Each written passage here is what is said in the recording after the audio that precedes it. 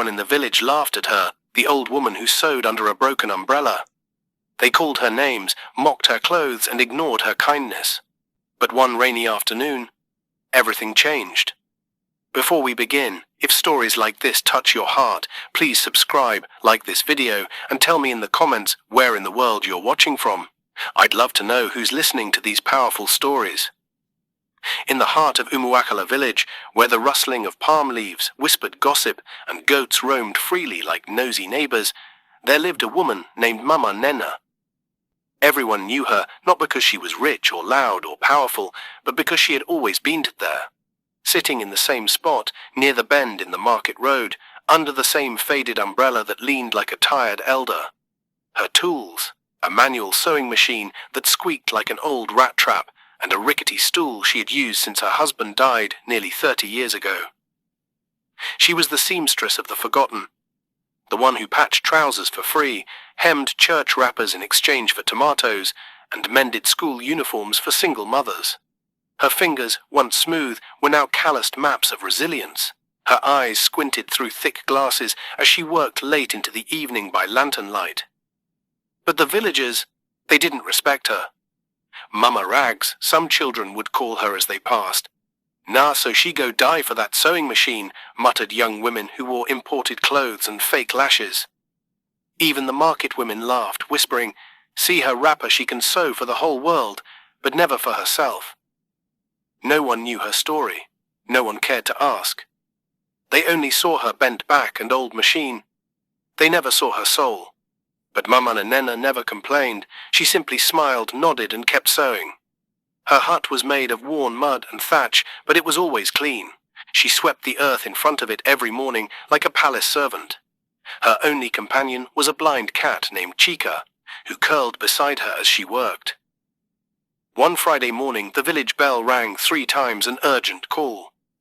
The town crier, old and dramatic as ever, bellowed, "The governor of the state is coming to Umuakala in 7 days.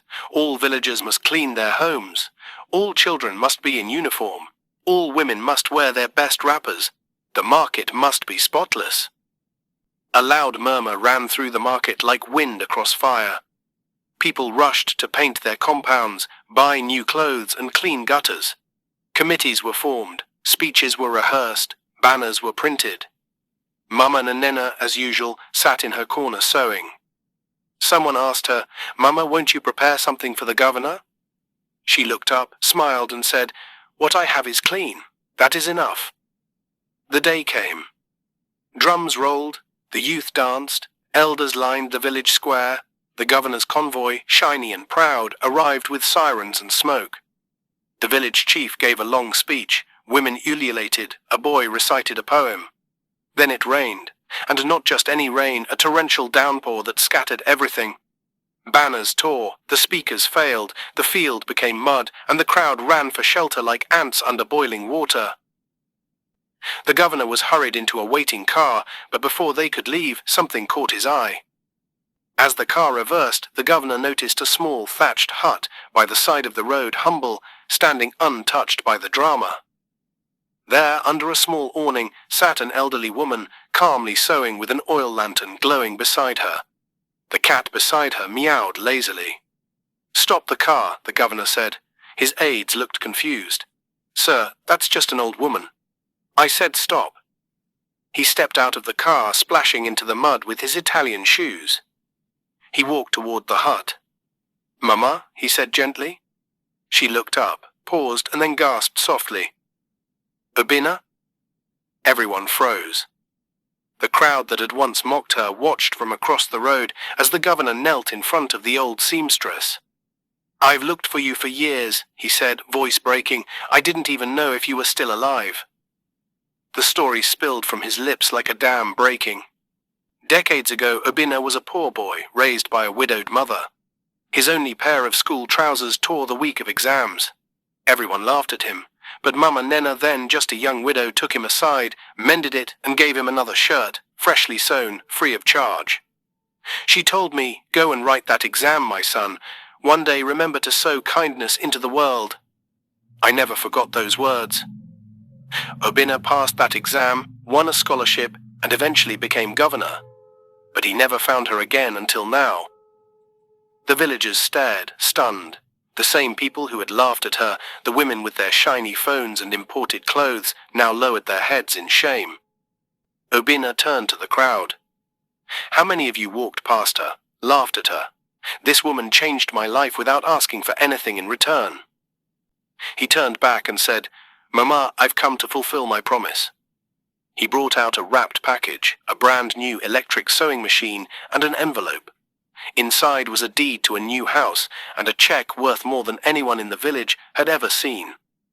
But Mama Nena refused the house. "I will die in this hut," she said, "but the money give it to the village, build a training center for young girls. Teach them to sew not only cloth, but character." A year later, the Nena Center for Women's Craft Dignity was opened beside the market. Girls learned tailoring, home management, and storytelling. It became the pride of the village. Mama Nena passed away peacefully 2 years later in her sleep, with her hand resting on her sewing machine and Chica the cat at her feet. At her funeral, the governor wept. He ordered her hut to be preserved as a heritage site, a reminder that greatness can come from humility, that true dignity does not shout, and that the seamstress of the forgotten had stitched a legacy that would never unravel. Moral of the story: never mock the quiet ones. Some souls stitch greatness with invisible thread. And those who live with humility may one day be honored in ways that echo for generations.